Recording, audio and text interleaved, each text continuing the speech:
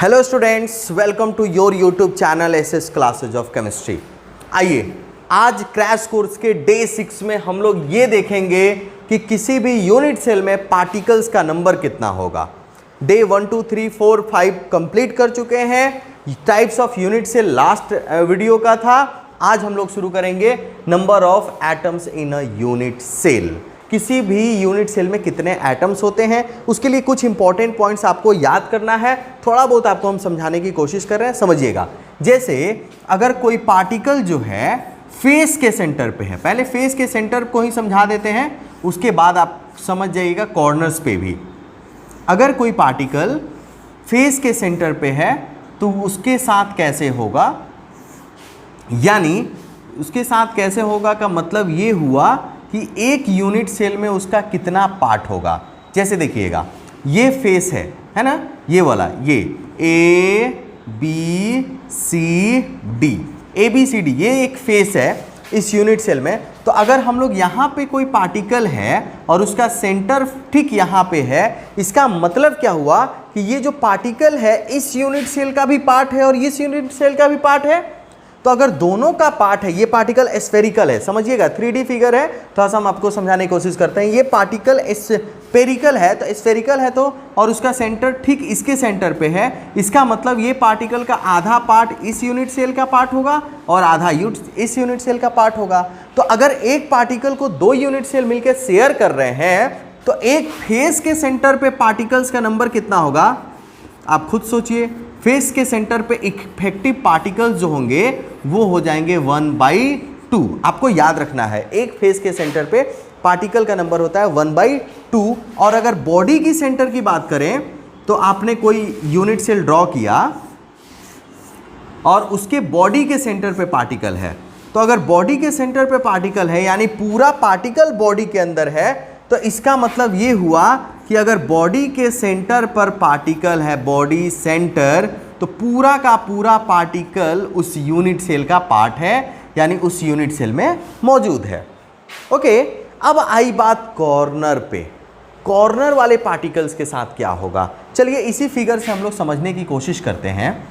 जैसे हम लोगों ने इस कॉर्नर पे पार्टिकल को रखा, यहाँ पे इस कॉर्नर पे अगर आप पार्टिकल रखेंगे, आइए उससे भी बेहतर समझ में आएगा ऊपर वाले कॉर्नर पे। देखना, ऊपर वाले कॉर्नर पे हम लोग पार्टिकल को लिखते हैं, बनाते हैं। इस कॉर्नर पे पार्टिकल है, देखिए यहाँ पे। तो क्या ये पार्टिकल इस दोनों यूनिट सेल का पार्ट है ना? तो जब यहाँ दो है, ऊपर भी बहुत सारा पार्ट दिख रहा है। अगर 2D में ही 3D में देख रहे हैं आप तो 2D में देख रहे हैं तभी भी दिख रहा है, लेकिन 3D में देखेंगे तो और क्लियर दिखेगा। तो अगर आप किसी कॉर्नर पे पार्टिकल रखते हैं ना, तो वो 8 यूनिट सेल से शेयर्ड होगा। एक पार्टिकल कितने से शेयर्ड होगा जी? 8 यूनिट सेल से। तो यानी एक कॉर्नर पे इफेक्टिव पार्टिकल का नंबर कितना हो जाएगा?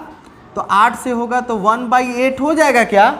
बस। तो ये 3 चीज आपको याद रखना है एकदम से, कि बॉडी के सेंटर पे पार्टिकल होता है 1, फेस के सेंटर पे होता है 1/2 और कॉर्नर पे होता है 1/8।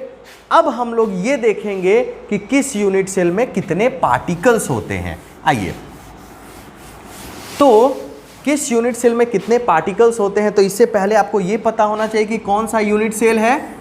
तो पहला है प्रिमिटिव यूनिट सेल। पहला कौन है जी? Primitive unit cell. Primitive unit cell. अच्छा, प्रिमिटिव यूनिट सेल का एक और नाम है क्या, कोई बताएंगे? प्रिमिटिव यूनिट सेल का एक और नाम है सिंपल क्यूबिक यूनिट सेल।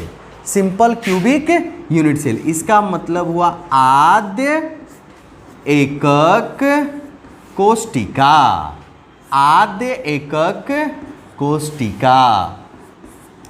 कितना पढ़ाइएगा सर, ये तो एकक कोष्टिका पीछा ही नहीं छोड़ रहा है। देखिए, आद्य एकक कोष्टिका में पार्टिकल नंबर ऑफ एटम्स कितने होंगे ये समझिएगा। तो आद्य एकक कोष्टिका में पार्टिकल्स सिर्फ और सिर्फ कॉर्नर्स पे होते हैं। तो एक यूनिट सेल में कितने कॉर्नर्स होते हैं? तो 8। और एक कॉर्नर पे पार्टिकल कितने? तो 1/8 तो 8 और 8 कैंसिल हो गया, तो एटम्स का नंबर कितना हो जाएगा जी? 1। प्रिमिटिव यूनिट सेल में कितने एटम्स होंगे? 1। एक ही पार्टिकल होगा, यानी प्रिमिटिव यूनिट सेल में पार्टिकल का नंबर हो गया 1। चलिए दूसरा देखते हैं। दूसरा है बॉडी सेंटर्ड यूनिट सेल। कौन है जी? Body centred unit cell. अब बॉडी सेंटर्ड यूनिट सेल में बॉडी सेंटर्ड यूनिट सेल में कितने पार्टिकल्स होंगे? इसको समझने के लिए हमको ये पता होना चाहिए कि बॉडी सेंटर्ड यूनिट सेल होता क्या है। तो बॉडी सेंटर्ड यूनिट सेल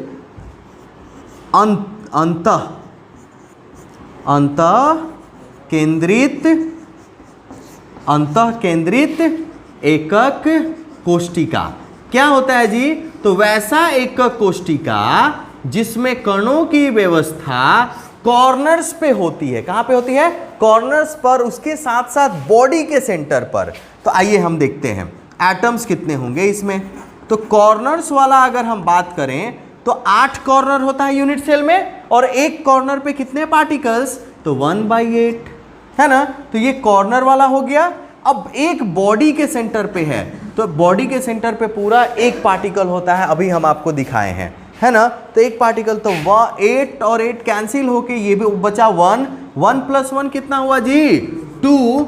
तो बताइए बॉडी सेंटर्ड यूनिट सेल में कितने पार्टिकल्स हुए? 2। तो body centred particle unit cell में हुआ 2, प्रिमिटिव यूनिट सेल में हुआ 1। आगे बढ़े, नोट करेंगे आप लोग, फटाफट से नोट कर लीजिए। तो अभी हम लोगों ने देखा कि प्रिमिटिव यूनिट सेल में पार्टिकल्स का नंबर है 1 और बॉडी सेंटर्ड यूनिट सेल में पार्टिकल का नंबर है 2। आइए अब देखते हैं हम लोग थर्ड, और थर्ड कौन सा है जी? Face centred unit cell. Face centred unit cell. Face centred unit cell में पार्टिकल्स का नंबर कितना होगा? तो फेस सेंटर्ड यूनिट सेल, अच्छा इसका हिंदी होता है फलक केंद्रित। फलक केंद्रित एकक कोशिका। फलक केंद्रित एकक कोशिका। इसमें पार्टिकल्स का नंबर को पता करना है तो सबसे पहले ये ना पता होना चाहिए कि ये फलक केंद्रित एकक कोशिका होता क्या है ना। तो वैसा यूनिट सेल जिसमें पार्टिकल्स कॉर्नर्स पे हो, उसके साथ साथ सभी फेस के सेंटर्स पे हो। The unit cell in which particles are arranged at the corners and all face centres are known as face centred unit cell. तो एटम्स कितने होंगे जी? तो कॉर्नर पे पहले एटम देखते हैं। तो कॉर्नर पे 8 कॉर्नर्स होते हैं और एक कॉर्नर पे होता है 1/8 पार्टिकल। तो 8 × 1/8 प्लस 6 फेस सेंटर्स होते हैं, और एक फेस सेंटर पे पार्टिकल कितना है? 1/2। तो 6 × 1/2, 2 से कैंसिल हो गया तो 3, 8 और 8 कैंसिल हो गया। 1 + 3 कितना हो गया जी? Number of atoms 4। तो फेस सेंटर्ड यूनिट सेल में पार्टिकल्स का नंबर होता है 4, नंबर 4। और ये है end centred unit cell. End centred unit cell. अब बताना जरा, इंड सेंटर्ड यूनिट सेल को हिंदी में क्या बोलते हैं? अंत्य केंद्रित। अंत्य केंद्रित एकक कोशिका। अंत्य केंद्रित एकक कोशिका, इसमें पार्टिकल्स कितने होंगे? तो अंत केंद्रित एकक कोशिका में पार्टिकल्स होता है कॉर्नर्स पे और 2 अपोजिट फेस सेंटर्स पे। तो इसलिए एटम्स अगर देखें कॉर्नर्स पे, तो कॉर्नर्स पे सेम टू सेम सब में है जी 8 corner, 1/8 particle plus 2 opposite face centres, मतलब सिर्फ 2 ही फेस सेंटर पे होता है और एक फेस सेंटर पे पार्टिकल होता है 1/2। तो 2 × 1/2, 2 कैंसिल हो गया, 8 और 8 कैंसिल हो गया, 1 + 1 कितना हो गया जी? 2। बस। तो इंड सेंटर्ड यूनिट सेल में भी पार्टिकल्स का नंबर होता है 2। एक बार रिवाइज कर ले। प्रिमिटिव यूनिट सेल में पार्टिकल का number 1, face centred unit cell में पार्टिकल का नंबर 4, बॉडी सेंटर में पार्टिकल का number 2, end centred unit cell में पार्टिकल का नंबर 2। इसको याद रखना है क्योंकि अब नेक्स्ट क्वेश्चन इसी पे आने वाला है। ओके, आप लोगों के सामने एक क्वेश्चन है, in a unit cell element A present at corners and atom B present at all face centres. इसको भी एलिमेंट बी बना लीजिए, element B present at all face centres, what is the formula of compound formed by element A and B. इसका हिंदी हुआ कि एक एकक कोष्टिका में तत्व ए कोनों पर तथा तत्व बी सभी फलक केंद्रों पर उपस्थित है, तो ए तथा बी से बनने वाले यौगिक का सूत्र बताएं। आइए देखते हैं। तो इस टाइप का जो अगर आपके सामने क्वेश्चन आएगा, जनरली ये सब क्वेश्चन ना ऑब्जेक्टिव में आता है, तो इस टाइप का अगर आपके सामने क्वेश्चन आएगा तो आप कैसे सॉल्व करेंगे। तो आप ये देख लीजिए कि एटम ए, एलिमेंट ए कहाँ पे है, तो प्रेजेंट एट कॉर्नर, कॉर्नर पे है। तो अगर कॉर्नर पे होता है तो एक कॉर्नर पे पार्टिकल का नंबर होता है 1/8 और टोटल कॉर्नर्स कितने होते हैं जी 8। ये 8 और 8 कैंसिल होके पार्टिकल कितना हो गया 1, यानी 1 पार्टिकल है इस यूनिट सेल में जो रिप्रेजेंट करता है ए। और पार्टिकल बी कहां पर है भाई, तो पार्टिकल बी है ऑल फेस सेंटर्स, सभी फलक के केंद्रों पर उपस्थित है। और एक फलक के केंद्र पर पार्टिकल होता है 1/2, ओके, और टोटल फलक केंद्र कितना होता है जी फेस सेंटर 6। तो 2 और 6 को आप कैंसिल कीजिए, कितना आएगा 3, तो ये बी आ गया 3, यानी एलिमेंट ए का नंबर हो गया 1 और एलिमेंट बी का नंबर हो गया 3। इसलिए अगर आप जैसे फॉर्मूला लिखते हैं, वाटर का फॉर्मूला H2O, यानी हाइड्रोजन का 2 एटम और ऑक्सीजन का 1 एटम, वैसे ही इसमें ए का 1 एटम और बी का 3 एटम है। तो फॉर्मूला हो जाएगा, आप लोग गेस कीजिए क्या फॉर्मूला हो जाएगा जी AB3। क्या फॉर्मूला हो जाएगा AB3, सिंपल। ओके, तो फटाफट से नोट कर लीजिए इसको, तब आगे बढ़ते हैं। नोट कीजिए, आपके सामने एक क्वेश्चन है फिर से उसी कंसेप्ट पे कि कितने पार्टिकल्स किस यूनिट सेल में होते हैं और कहाँ कहाँ पे पार्टिकल्स होते हैं। तो देखिएगा, पहले इंग्लिश में क्वेश्चन है, in a face centred unit cell A and B atoms are present. एक फलक केंद्रित एकक कोष्टिका में तत्व ए तथा बी उपस्थित है। Okay, atom A present at corners and atom B present at face centres. परमाणु ए सभी कोनों पर तथा परमाणु बी सभी फलक केंद्रों पर उपस्थित है। Atom A R missing from 4 corner. 4 कोनों से 4 पार्टिकल मिसिंग है, मतलब उपस्थित नहीं है। 4 कोनों से कण गायब हैं। What is the formula of compound of the unit cell. तो इस एकक कोष्टिका में जो यौगिक बनेगा उसका सूत्र क्या होगा, आइए देखते हैं ये क्वेश्चन कैसे सॉल्व करेंगे।